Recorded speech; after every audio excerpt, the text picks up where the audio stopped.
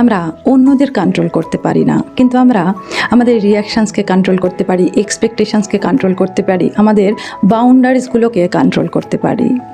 মানুষ বেশিরভাগ ক্ষেত্রে এই কারণে স্ট্রেসড থাকে কি সে সারা জীবন তার আশেপাশের মানুষদের চেঞ্জ করতেই কাটিয়ে দেয়। কিন্তু সত্যি এটাই, তুমি কাউকে যতই ভালোবাসো না কেন সেই মানুষটি কখনোই বদলে যায় না। আমরা যতই অন্যদের দোষ খুঁজতে শুরু করি ততই আমরা আমাদের মনের শান্তি একটু একটু করে হারাতে শুরু করি। কখনো কখনো অন্যদের ছোট ছোট ইমপারফেকশনসগুলোর প্রতি ব্লাইন্ড হওয়া মানে উইকনেস নয়, সেটা উইজডম।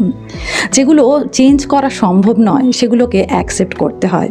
যেখানে বাউন্ডারি সেটস করার দরকার সেখানে বাউন্ডারি সেট করতে হয়। তোমার লাইফে হ্যাপিনেস তখনই আসে যখন তুমি তোমার চারপাশের মানুষদেরকে ফিক্স করা, কারেক্ট করা ছেড়ে দাও।